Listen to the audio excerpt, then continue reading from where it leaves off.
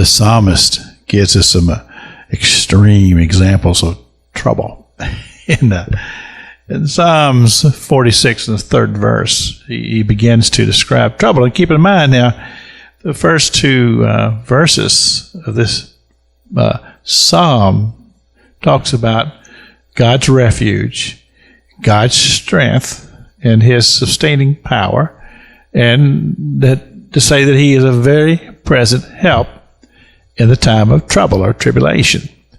And so then he goes into this beautiful discourse and description of some pretty serious trouble. He says, "And though the mountains be carried into the midst of the sea, and the waters thereof roar and be troubled, though the mountains shake with the swelling thereof." Now that sounds like trouble to me. That could be a tremendous earthquake.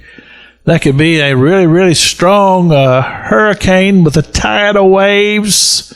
Trouble. And you find yourself in the midst of a weather phenomenon like that. That would be an extremely difficult time to live through.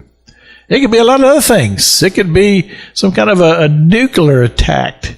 I mean, there are all kinds of ways that would cause these natural or phenomenon, or such as something that would seem like nature, but whatever it is, it's bad and it's trouble.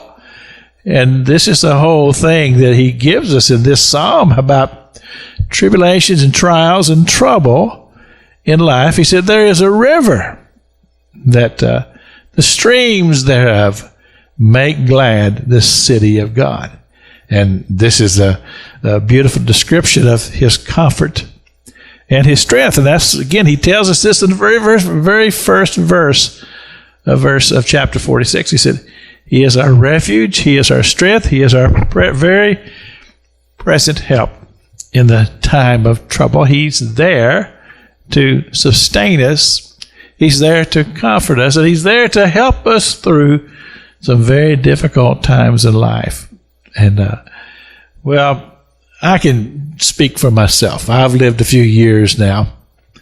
I've had some trouble in my life. Not anything like a lot of folks have gone through. All in all, I've been pretty blessed. But I've had my times. But I've always had that knowledge that even though I didn't understand it, and I didn't have the answers to the questions, I knew that God did.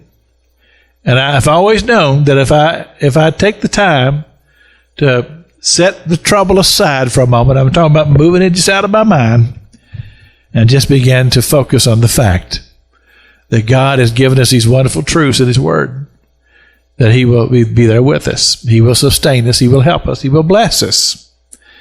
And he will stretch us during these times, that we will grow and mature and be those people that we need to be in order to be able to serve him and to serve our fellow man, and to be people who are involved in taking the gospel of hope and strength to this generation. I think that's a blessed truth. And I want you to be comforted by that fact, that you can talk to him and he'll listen. This is Pastor Jack King with the gospel on the radio broadcast.